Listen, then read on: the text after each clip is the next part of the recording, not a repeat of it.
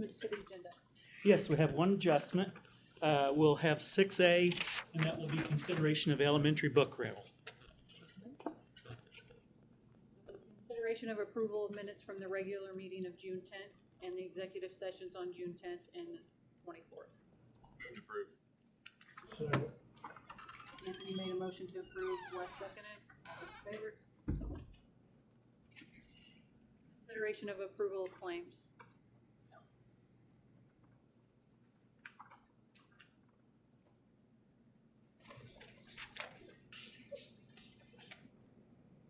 $288.47. You don't really need to pull that one, Terry. My question is, does that repair all the drywall for Fillmore that we looked at that day that needs repaired? To took care of all of it.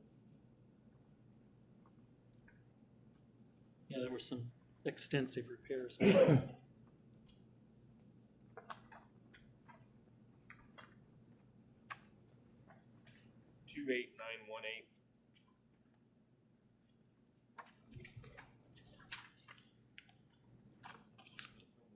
Materials and labor. So has it finally gotten fixed? They had some damage up there. Debbie, you might know more than I do about it. The damage that they repaired over at Fillmore on the roof. They've looked at it, they've worked on it, yes. I'm not gonna say it's completely done, but yes. Some damage that they were up there working on that was to prevent some leaking and so forth. Well, that's not the shingles, correct? I'm gonna say, I know we have a lot of missing shingles, but I don't know if that's exactly what It was my understanding was it was around some of the joints there where it comes to the building. So this doesn't include the missing shingles? That doesn't repair that, no. So where are we at on that? Are we still waiting on quotes on metal and shingles? We're pulling them right now, yeah. We've got one or two right now. Because that's a eyesore. It needs to be. Yes, it is.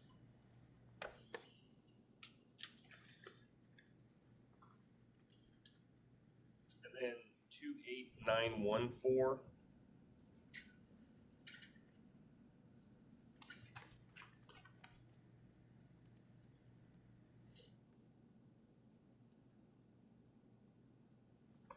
That's part of, that's the access points that we're replacing throughout the building. You know, we put the old ones up. We bought those old ones 2 or 3 years ago, and this is the new ones that replace those. That's a hardware issue. Yes. Yeah, it's, I don't know, is there one in here? Oh, right there. It's similar to those there on the ceiling.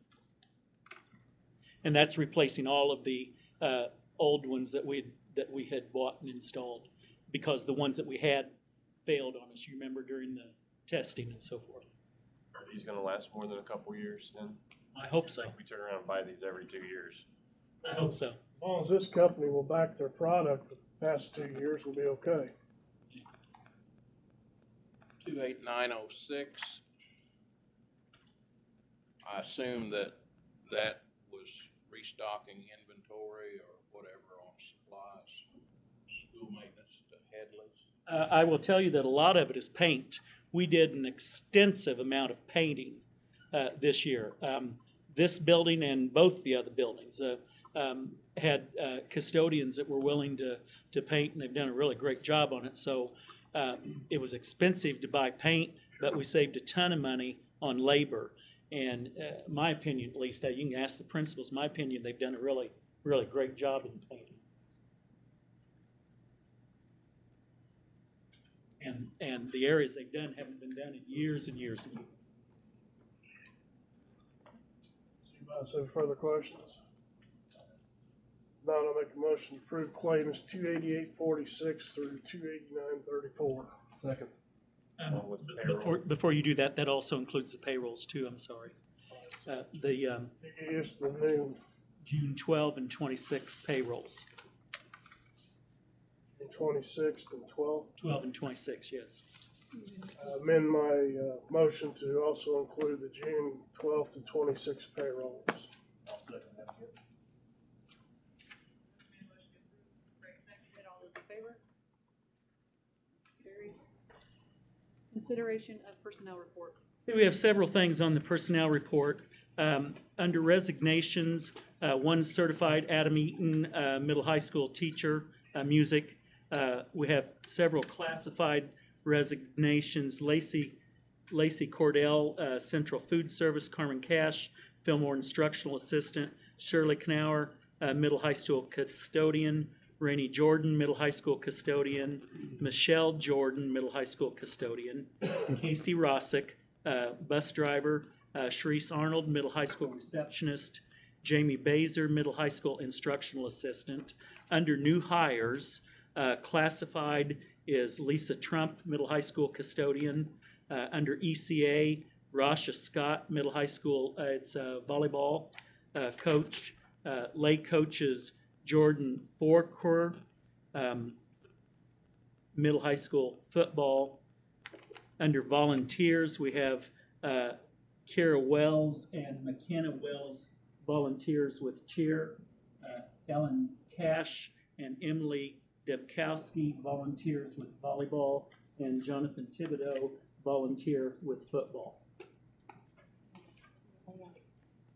Justin Kurtz. Oh, I'm sorry. Yeah, I did. Justin Curtis, volunteer for boys basketball. No, I'm sorry. Yeah, that's right, for boys basketball. Not Curtis, right? Replacements? Well, these are just Yeah, these are just volunteer. The volunteers. The others are just filling slots. Yeah. So Kurtz is a new hire, or is he a volunteer? He's volunteer. Who's approved? Second. Anthony made a motion to approve, Larry seconded. Personnel report, all those in favor? Motion carries. Consideration of bond issues. All right, it's our next meeting. So today's action, we're doing the resolutions we need in order to do our preliminary bond resolution. So it'll be kind of multi-part. The first part is we're establishing the maximum amount to be borrowed, which will be $1.26 million. The maximum term of repayment, which will be 10 years, beginning no sooner than July 15th of 2021.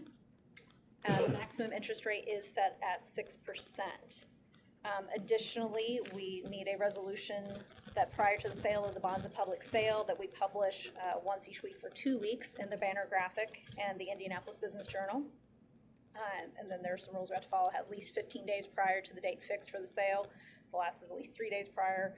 We also need to resolve, and this one I'll read, be it further resolved by the board of the issuer that the matter of appropriating the proceeds of the bonds authorized at this meeting be taken up for consideration as soon as notice of the hearing on the appropriation can be given as provided by law, and that the secretary of the board be, and he hereby is directed to give notice of the public hearing to be held prior to the final action on such appropriation. Notice to be published in the Banner Graphic at least 10 days prior to the date set for the public hearing. Long and short of it means we'll have a notice for you guys to actually publish that we'll take care of, and then we'll have one that needs to be posted as well, 3 different places, and we'll get with Bruce and Terry on that to make sure we satisfy that. We're also making sure that some of it gets posted on your website, I believe, just in case there ends up being some sort of problem that we aren't anticipating. Mm-hmm. Is that a variable interest rate? Not that I saw. Hang on. Bonds shall be in a principal amount not to exceed $1,200,660,000, bearing interest at a rate or rates not exceeding 6% per annum. Exact rate or rates to be determined by bidding. So I'm not seeing anything about variable. Okay, it's going to be bid. Yeah, it's bidding based, and there'll be a separate meeting where we have to address that as well, of course. I also thought that interest would be lower than that. I kind of did too. It's saying not exceeding 6%, so I think if we can do better than that, we will, but they have to set the maximum rate just so that it's clear to the public what the cap is going to be. And if for some reason we couldn't reach that, obviously we'll have to redo things. They are going to be bid. Yes, they will be bid. So that's basically in August, we'll be taking up the resolutions and things we need to do to take care of that. Sorry, you have to see me at least one more meeting, probably 2. Any other questions? So you need I need a motion to approve I the do. resolutions? I do, please. Make a motion to approve the resolutions. Second. Bruce made a motion to approve. Anthony seconded, all those in favor? Consideration of middle school, high school handbooks. 6A was the, book rental. 6A, elementary book rental. Okay, elementary book rental this year, for kindergarten is 106.86, for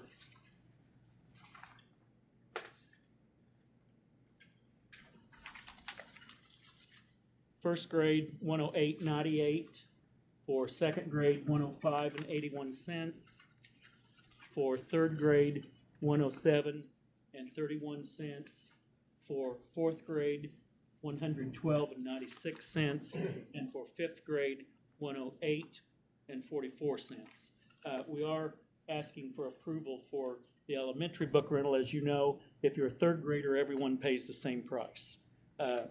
What's set. If you're a fifth grader, all fifth graders pay the same price. At the high school, we don't have one right now because depending on which class you take, those numbers are all over the place on the costs for each book and each class that they take. So we just need approval for the kindergarten, or for the elementary book rental. Elementary book rental. Second. Craig made a motion to approve the elementary book rental, and Larry seconded. All those in favor? Motion carried. 7, consideration of the middle school, high school handbooks. Okay, you've been provided copies of those, and after perusing those, we're ready for your recommendations.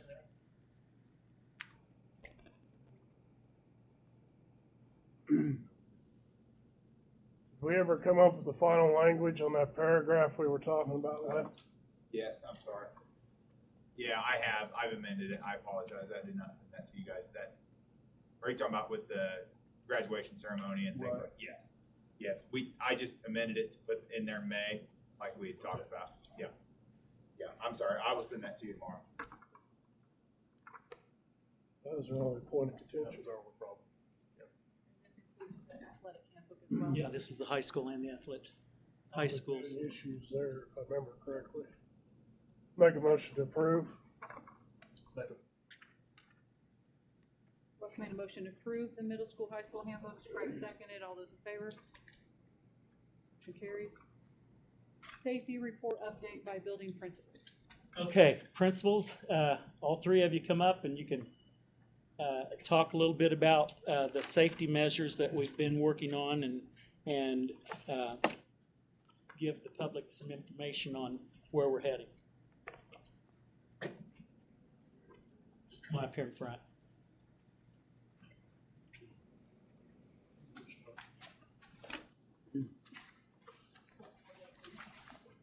Let's let him start.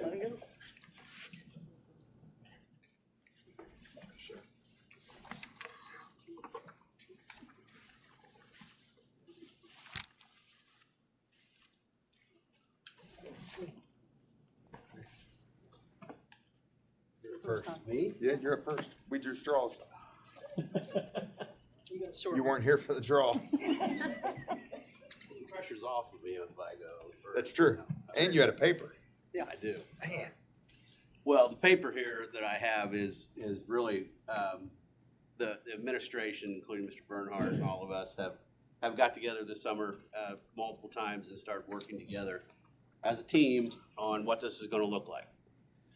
We know this is an unprecedented time that we're all in, and we think we have a pretty good plan moving forward. It is very fluid, as we know. I mean, I watched the news today, and everybody's all over the board. So what we talk about tonight may change tomorrow, but we feel good. Our number one priority is student safety and our staff. What you have in front of you is the working document. This is just something that we've put together. I've shared it with my staff, and I think you guys kind of have too. We tweaked it because each building is a little different. So, but I feel really good about where we're headed with this. I don't even know where to start. I mean, I almost want to know what questions you have, because if you look at this sheet, it might help you ask questions that you have. I know it's not typical, but I think besides us, if anybody else has a question for them while they're up there, ask them now. Do you, so this is the plan that as the corporation goes through is gonna be like your safety plan? Is that correct? Okay. I'm not sure how else to, but we have to discuss that amongst all of us. And so I don't think that really has been done yet. So I would hope maybe we could schedule a time with building When reps you say and. all of us, or you're. It is a discussable item under the teacher contract and stuff like that. Yes, we have to do a discussion with it and have input on it prior to it, I mean, it just has to be discussed. It can't just be like, this is what we're gonna do and not have a majority of us look at it and kind of say, yeah, that makes sense. That's just, that by law, that's just something that we should be allowed to do. Jill, you're exactly right, and like Todd I'm not just trying to said- step on toes or anything, Sure. I'm just. Like Todd said, this is a working framework that they put together so that we could give the board and the public an idea of the areas that we're looking at, what we're thinking about, and it'll certainly involve some input with faculty too. Would it be okay if I just at least saw them or looked at them, or do you not want it out to the? No, they're going to discuss it right now. Well, Right. I'm meeting with my staff tomorrow at 9:00. I wanted to wait until this Okay. meeting was here. In case we felt like we needed to tweak it even more, but I'm meeting at 9:00, you're meeting 11. I had a meeting last week. Fine. So Okay. this has been shared with our staff so far. And tomorrow is when we start with doing a Google Meet where we will be going item by item, looking at them and discussing them. It's just a framework. Okay, yeah, okay. But so then is it okay if I have a copy of the framework so I can at least look No, at you it? can't. Jill, tomorrow in our meeting, Yeah. it'll be linked on the agenda. Oh, okay, So everybody. okay. So with this isn't policy we're approving, this is just No, this is a framework going through their framework. to let the public know and you what we've discussed and what ideas we have about keeping kids safe. Basically guidance at this point. Yeah. Thank you. I had to put it out there. Sure. It's my Do job. any parents have any questions or concerns they'd like to ask at this point? What are the guidelines? Yeah, I there's feel a- like there's a lot of things. we don't know what they are at all, so we can't ask a question about it because we don't know what it is. Yeah, there are a lot of things in here, and so first thing we always talk about and you hear on the news, right, is the masks. All staff will be recommended to wear masks at all time when social distancing is not possible in schools. We're going to require students to wear them on the bus at all times. Obviously, you cannot social distance on a school bus. That's pretty tough. We'll recommend that students wear them while in our school buildings. Individual teachers may require them. We certainly have teachers that have, either health concerns or maybe a family member at home that has a health concern. And so they may require students to wear masks in their classrooms. Now, while you're on the mask, Yep. didn't you say something about the mask with students? We were gonna be furnished some or something? The state bought something like 2 million masks for all the students in the state, and they'll be sending those sometime between now and the start of school. And they are providing one cloth mask for every student in the state. We've ordered masks for every staff member. We'll have those available. Yes, sorry, go. Does that mean like the students are going to have their own mask that they take home and have to bring back? If you have a teacher that requires them to wear, and what if the student doesn't have it? We'll have extras available. I mean, if a kid gets to school and it says, hey, I forgot to wear my mask that day. But each teacher has the ability to require it within that classroom, just in the classroom, Correct. Yes. Yep. not in the halls or. We're recommending them in the hallways because obviously social distancing is pretty tough in the hallways, especially in my building. It's impossible in a classroom, right? And so we're recommending them at all times, but then we may require them in certain areas. Yep. Obviously, we'll have a ton of signage up encouraging social distancing, hand washing, things like that. And so that's just a visible thing in the building.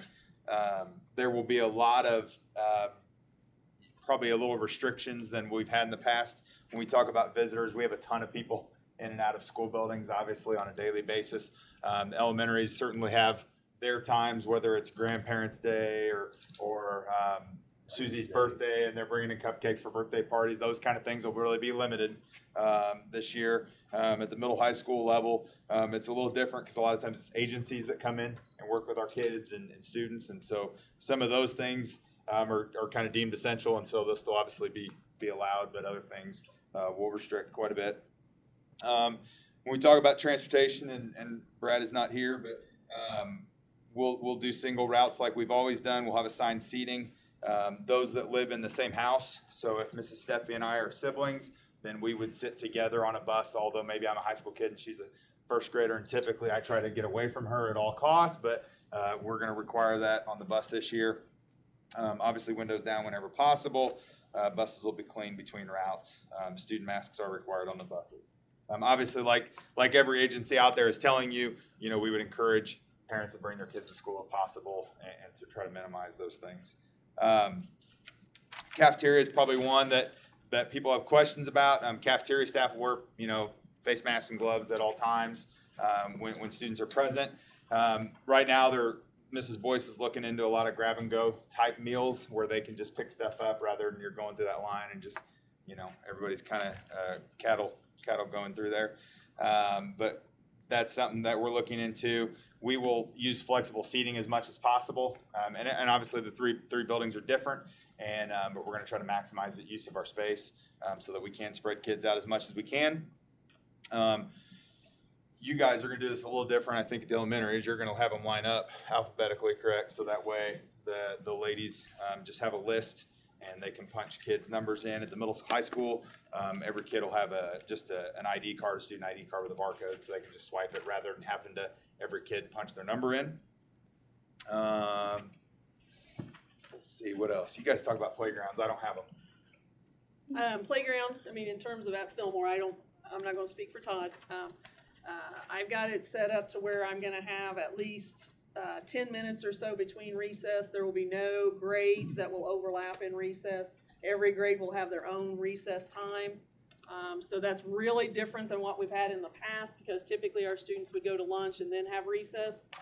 So we'll have kids on the playground all throughout the day in order to accommodate that. Specials in my building, there'll be a 10-minute break between each class that goes to specials. So that way, as long as our cleaning supplies, which we've been talking about, that they'll be efficient, but also it'll be quick dry type of things. 10 minutes so that one class will be there. 10 minutes will elapse, the next class would come in. There would be no sharing of equipment or supplies in that class. In my building also, we will have a designated traffic pattern. So therefore, we don't have classes that will be crossing in the hallways. It'll probably be a clockwise manner, so that way we can get from place to place that we need to get. Yeah, just to piggyback on that, we're going to be washing our hands a lot. Oh, yeah. Before we go to recess, once we come back from recess, before we go to lunch, after we come back from lunch, there'll be a lot of visits to the restroom. And we'll have stations set up, handy cleaning stations set up everywhere. So I'm excited about Mr. Bernhardt talking about all the supplies that each of the schools are going to have in order to accommodate that. Our building's a little different with transitions because we have so many specials. We don't have a square, so we're going to, like she said, we are going to have a downtime where the specials teacher has a chance to disinfect the classroom before the next class comes in. And so it's going to cut into some class time. We have a large population of students whose parents pick up. We expect that to even be more. So that's going to cut into instructional time even more. So we anticipate that. And we're encouraging people now, I guess, to not ride the bus, but it's going to be there for them to do. So one of the things that we've really talked a lot about is attendance.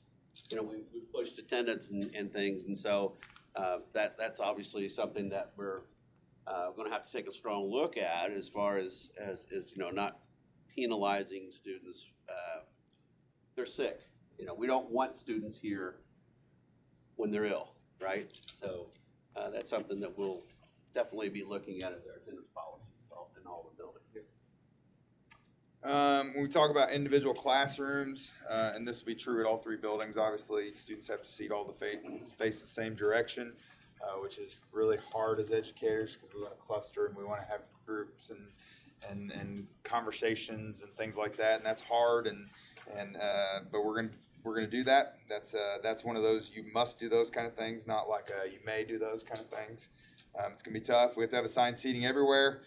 Typically that's the case, but sometimes in the high school level it's not so much maybe. But you guys, you know, Mrs. Stephanie, Mr. Gowan already touched about, you know, that shared equipment, supplies, those things are gonna have to be minimized or increased cleaning, times like that. When we get into like cleaning protocols and stuff, literally all our custodians will do all day is just clean. And so some of that stuff that sometimes we try to work ahead, or hey, let's maybe, you know, clean that carpet or something, you know, this Tuesday, or some of those kind of things I'll have to wait till breaks. At the high school, middle school, and even at the elementaries, every time we have a bathroom break, we'll go in and clean the bathroom again. Every time we have a, you know, passing period at the middle school, high school, we'll go clean all the bathrooms because we don't know who touched what and who didn't touch certain things. And so we've ordered a ton of cleaning supplies, a pallet of it, and then we're exploring 55-gallon drums to replenish the pallets. The product that we're going to be able to use is a 2-minute dry time, and so that'll be awesome. As far as being able to quickly clean things, you know, it's hard to, hang on, don't go to the bathroom, Johnny. You know, it's kind of tough sometimes. So we had to get as quick a drying time products as possible. And then there will obviously be a lot of documentation going into all that cleaning. When we talk about people movement, we'll try our best to, and this will be a little building specific, and obviously unless we probably go tour, it's probably hard to, you know, explain, but there will certainly be doors that are entrance doors that are exit doors, trying to minimize that. We'll prop doors as much as possible, whether it's coming in our buildings during the morning, whether it's coming into a class at the middle school, high school. We'll try to do that as best we possibly can. Special ed ACRs, we'll do those all virtually to try to minimize, again, the number of visitors coming into our buildings.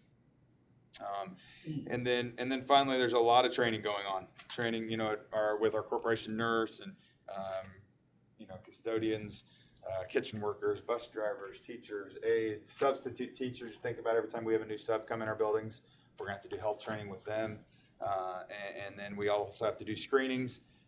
You know, for example, in my building, we have an agency, Voc Rehab. It's only typically a high school agency.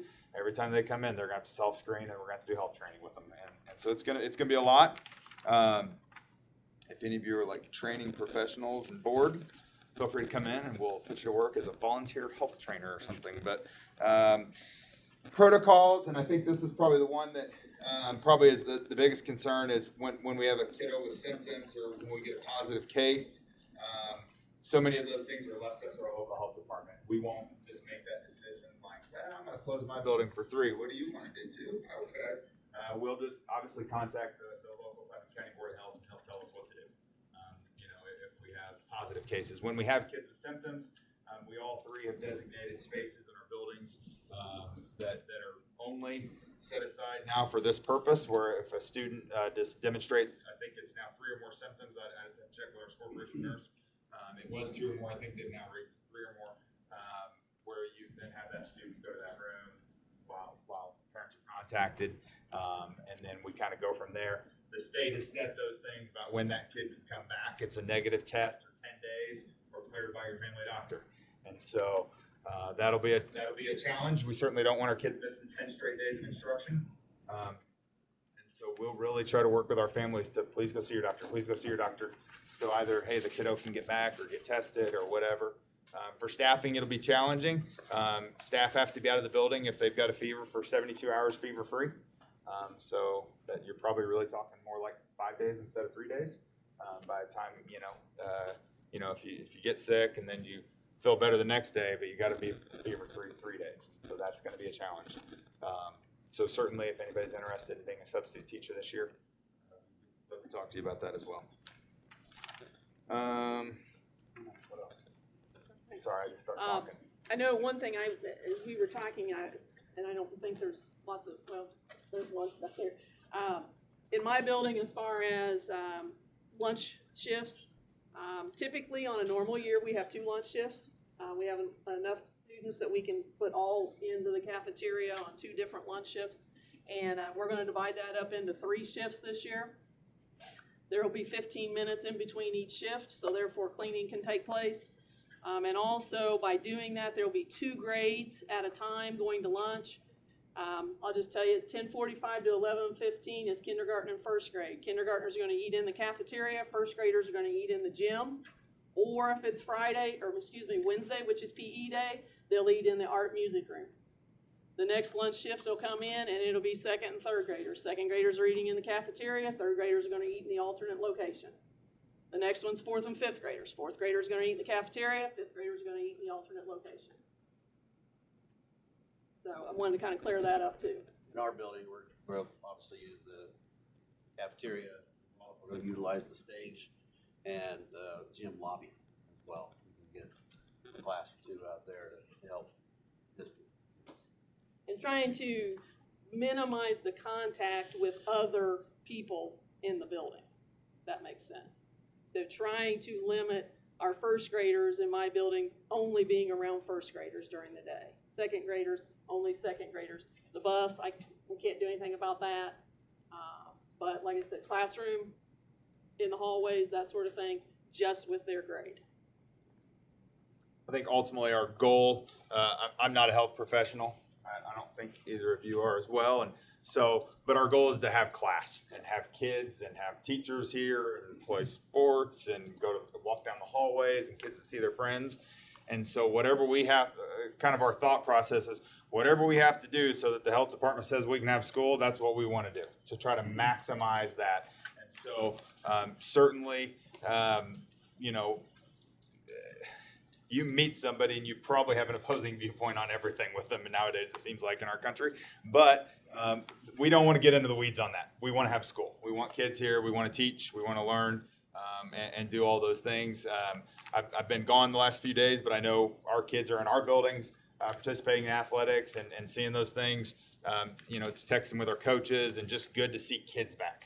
And so we're hopeful that we can do as much as we possibly can to maximize the number of days we're in the building and minimize the number of days we're out of the building. And so that's our goal through all of this. Certainly there will be questions. It's kind of one of those, no matter what we do, probably some people don't like it, whether we go this way or that way, right? And at the end of the day, if we do what's best for kids, then hopefully everybody can agree on that.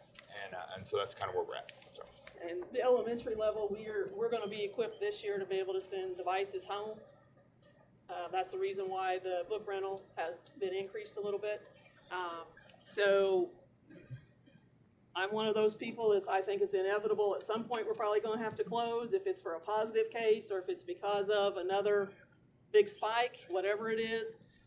We are going to have the capability to be able to send devices home so that we can do a lot more online. I know lots of people took advantage of paper packets last year, but that's a very real health concern for our staff and for families to be passing those back and forth. So we'll be exploring all of that and getting information to parents about what that's going to look like. I don't know if this is a Bruce or a principal question, but the health department's going to be who we reach out to if we have a case. Do they have a plan? I mean, we should be asking them proactive rather than reactive. I see it. We have, and the 4 superintendents, and you can stop me if I'm speaking for you, sorry. The 4 superintendents met with the county health department, asked for just a preset plan. Yep. They weren't willing to make it just based, and I understand the reasoning, the logic being, well, if it's in August versus if it's in November, or if it's 5 cases or 1 case. I understand that there's a lot of variable in there, and certainly I'm not the health professional, but they were not willing to just make a blanket, hey, this is our plan when you call us. I mean, a guideline, it's like, we got 1 case. Sure. What do we do? Sure. Send them home?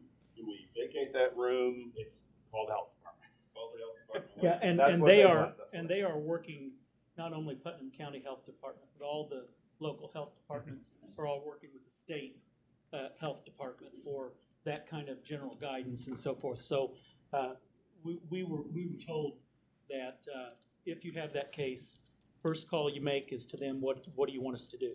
And we explain what the specific situation is to the health department so that they understand all the facts, and then they'll make the decision based on the information given to them. Might want to clarify that when you said that we have the ability to send the Chromebooks home, that's only if we close. They won't go home all the time with the They kids. are going to be going home nightly. Oh, nightly, okay. Our plan is that by August 21st, which is a Friday, we will start sending them home nightly. In the event that we would get a phone call at 10 o'clock at night and say, hey, you're going to have to shut down tomorrow, our students already have those, and our teachers will be equipped to be able to switch over just like that over to home learning, e-learning. I know all the extra cleaning and everything probably takes a lot more labor and everything, and I know that labor is sometimes an issue anyway. What have you done, or what can be done about labor and the extra cleaning and helping out with that? Like, what are the options? I can tell you. Extra person. Yeah, you want to talk about that? We're going to employ an extra person to work to help do cleaning and things like that. One of the issues that happens is, practices, like at Central, for example. High school practices are happening in their gyms every evening and so forth. And so because of all this extra, in the past, custodian might not have to push a broom or something, if there's just been practice in there. But now the gym's got to be sanitized. And so we're going to have some extra personnel hired, at least to start the year, so that we can have time to get everything fully cleaned for the next day. Because it's going to add a lot of extra work. In all three buildings, you're going to have the We're going to have it, well, typically, correct me if I'm wrong, typically the athletic teams at the start of the year aren't playing at Fillmore in the gym. But there's one or two teams every night at Central in the gym using it nightly. And so between the high school and here, the plan right now is, if it works out, our idea is to have one extra personnel to help get all the gym areas and so forth clean, because that's an ongoing issue. Leaving the other people. Leaving the other people to get their normal routine done. Everybody's going to be working harder. There's no question about it. Our custodians are hard workers, but they've got a lot more on their shoulders now, and we want to help them out as much as we can. And it's going to take people to do it. Our maintenance director must be watching us online. If you are, hello. But he just texted me a minute ago, all that disinfectant we ordered was delivered today. So then when sports goes over to Fillmore or whatever, then they'll get that extra person to help out that staff there to do the gym or whatever. Yeah. We'll make sure that we've got all of that covered, because it's critical that when someone uses the spaces, that they've got to be cleaned. And that's you're primarily talking about athletics. Well, because they're in contaminating, if you will, you know what I'm saying, contaminating the gym every night with practice. And so Central's a good example. They come in off the bus and they go right into the gym of a morning. So that gym's got to be cleaned and sanitized, because the athletic teams were in there practicing the night before. We didn't worry about that a year ago, but now we do, and we've got to make sure that if the gyms are used for whatever reason, they've got to be sanitized, not just, okay, when they get dirty, we'll run a broom down the aisles. So the two-part question I have then is that piece of the sanitation going to be funded by athletic funding, or is that coming out of someplace else? No, it's part of the general school corporation money that we have to pay custodians and custodial supplies. It's just going to take a lot more of it. I don't know if the state offered any type of help with that during this crazy time, or if there's we had some money set aside that the state has given us based on number of students you have and that type of thing, for money to cover some of these kinds of expenses. We haven't. CARES Act. Yeah, the CARES Act money, and we haven't used that yet. Board wanted to set that aside, so when we start school and we get into the process and find out what we may or may not need to make things safe and healthy, then we've got some money to spend extra that the state has sent us for that purpose. Examples, one of those Levi talked about a mechanical or a larger volume way to sanitize things. Right, yeah, so, like, I mean, I think the number was 250 or 300, like, spray bottles, for example. And then, every teacher will have one of those that they can just quickly spray that 2-minute dry time disinfectant down on desks. Then we've also purchased a lot of, like, what you and I would spray Roundup spray on our driveway, right? That you can spray big, larger areas with those types of things. That pallet of disinfectant right off the bat, it's like $4,000. You know what I mean? And so that's going to be able to come out of that CARES money. Normally things we wouldn't have to buy in such great volume because we're not spraying down every desk every hour. You know what I mean? Things like that. So, yes, ma'am.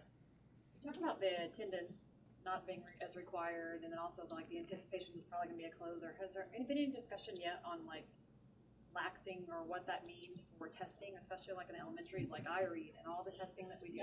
That's the state. I know. I wondered if there's been any like. There's been talk about actually pushing I read to I read 3 and 4th grade too this year, but not actually laxing it. They just voted on that this morning. Just going to and make said it that harder. the schools could determine if they wanted to give 4th graders I read this fall.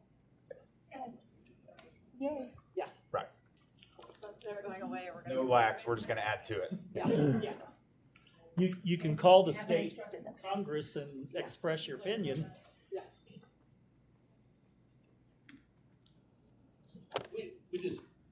We're all worried.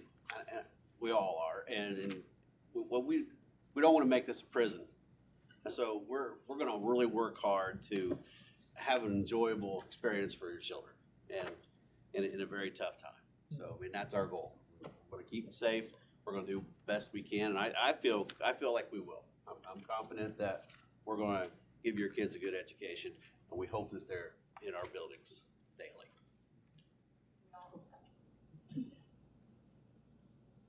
I know my wife is ready to get our kids out, right? And my husband. Yeah. There you go. Sure. You want to get rid of it?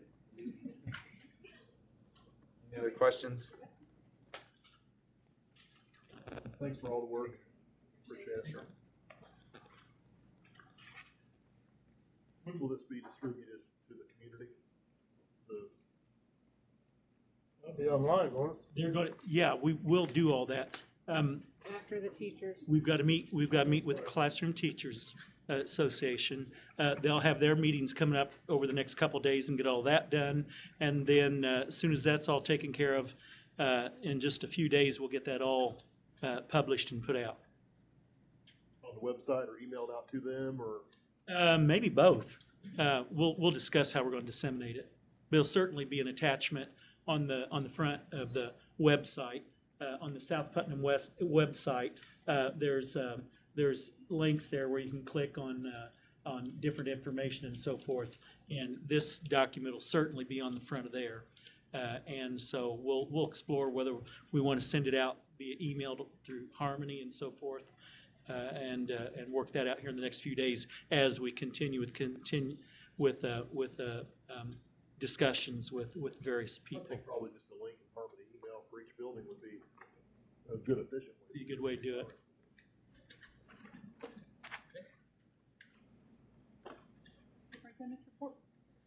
Well, they've said pretty much what we've been working on. As you can tell, we've had a lot of hours spent tossing ideas back and forth and so forth, because as they've said, the student safety is the number one priority. We want to make sure that not only is it safe, but that the students coming into school and parents that are sending those students, we want to make sure that everyone believes that it's a safe environment.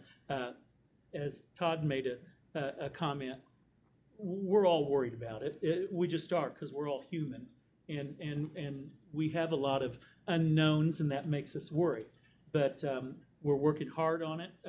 And in addition to all the COVID and disinfectant and all that, we're working on getting ready to start school. We're looking for on our employment list. You saw we have several changes employees and so forth, and so everyone's busy with getting that ready and building assignments in the schools the principals are working on and all those types of things. So really, July is a very hectic and busy month, and we will be glad, honestly, I think, with all the hard work that's been going on to prepare for school, that we'll be glad when August 10th comes around and we start. So we're looking forward to it. There's still a lot of work to do, but we take it very serious. We're going to work hard between now and then to continue to try and address every issue that might come up.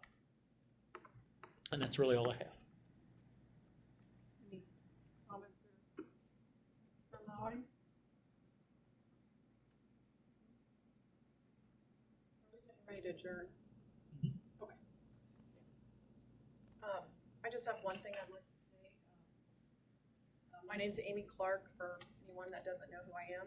And I've had children here at the school for 20 years and going. I don't come here today angry, and I just want everyone to know that I don't come here on with any kind of witch hunt. This is the first time in 20 years that I am truly concerned, disappointed, and saddened by what is beginning to bleed into our school system. I have always been proud and honored that my children are eagles. I believe that our school system has continued to stand out when it comes to pouring love into our students and putting our students' needs first, while at the same time using solid morals and integrity. I have questions for you today that you may not have answers for, but I pray that it leaves you with a new perspective and leads to a conversation. With that being said, I will get straight to the point. I know that I do not need to make you all aware of what is happening in our country, state, and community. But what I do want to ask you today is, how do we continue to make our school, our children safe while continuing to educate them without steering them into this divide? As you may or may not be aware of, one of our South Putnam teachers, Mr. Kennard, who I have absolutely no ill feelings for or towards at all, held a sign in protest in our community that said, I quote, NWA said it right in 1988, hashtag FTP, hashtag BLM, hashtag defund the police.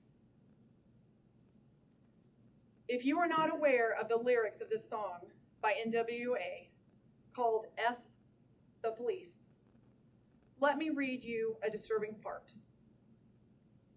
Now bear with me, because there's a lot of foul language and it's hard to read.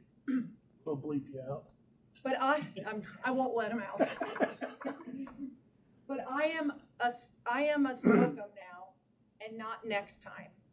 Smoke any mother effer that sweats me, or any a-hole that threatens me. I'm a sniper with a hell of a shot. A hell of a scope. Taking out a cop or two, they can't cope with me. The mother effing villain that's mad with potential to get bad as F. So I'ma turn it around, put in my clip, yo, and this is the sound. Yeah, something like that, but it all depends on the size of the gat.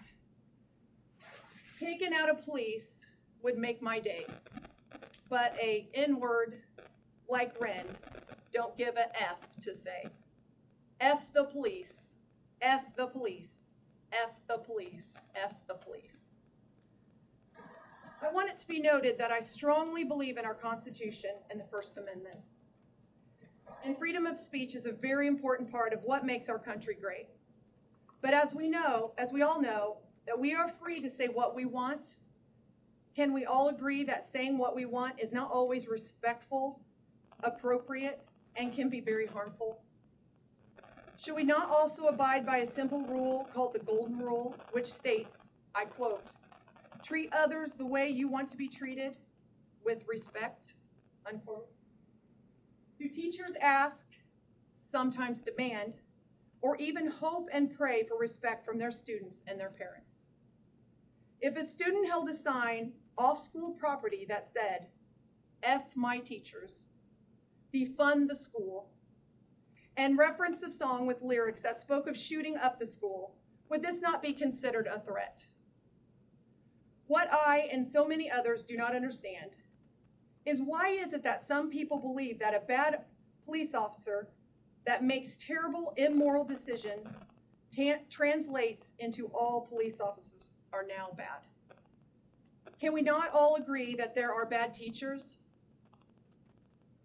Are there not teachers that make terrible, immoral decisions when it comes to their students? Does that mean that all teachers are bad as well? What would teachers do or feel if the tables were turned? I'm confident in saying that teachers have been disrespected and targeted over many years, yet it's okay for them to do the same to police officers? Does a wrong fix a wrong? Should the golden rule not apply? I truly believe that the sign held by Mr. Kennard is no more than a threat to our community. I believe it promotes hate and bullying. Is hate something that we want to teach our students? Do we not develop programs to educate our students about hate, violence, and bullying? Yes, this teacher is on his own time. But since when are teachers not upheld to a higher standard within the community that they teach in?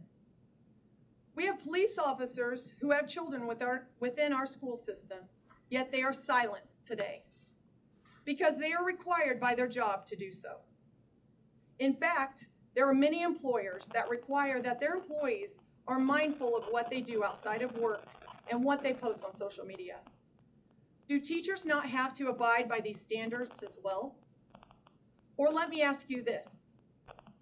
Do they only have to abide by those rules when they are disrespectful to groups chosen by society? If we change this entire scenario to this teacher targeting homosexuals or black people, would this teacher be reprimanded without question? I would like to ask teachers who agree with the action of Mr. Kennard this question. When a student plots to get revenge on the school and his teacher, who he or she feels was unkind to them, and he decides to bring a weapon into the school and succeeds to accomplish the same hatred that Mr. Kennard is encouraging, who will he call to protect him and his students? Will it be the band NWA, who he obviously believes has the right idea on how to fix a situation? Or will it be the police that he wants to defund and spews profanity at? I should not have to ask this question, but I will. Will our community police officers protect Mr. Kennard even though they know he hates them because of their uniform? The answer to that is yes, they will. They will protect and serve him and all teachers just like they have always done. I leave you with these questions. Did Mr. Kennard consider the feelings of his students whose parents are police officers? Is it okay for their teacher to threaten their parents? If your child was being taught every day by a teacher who believes it's okay to say F your mother or father, would you want your child to even be in that teacher's presence? Do we not expect our teachers to be good role models for our students? Students of police officers love their parents and are proud of them for protecting their community. These students and their families are being targeted and threatened, yet they know that their parents will still protect Mr. Kennard and all the people that hate them. I ask you one last question. Who is the good role model?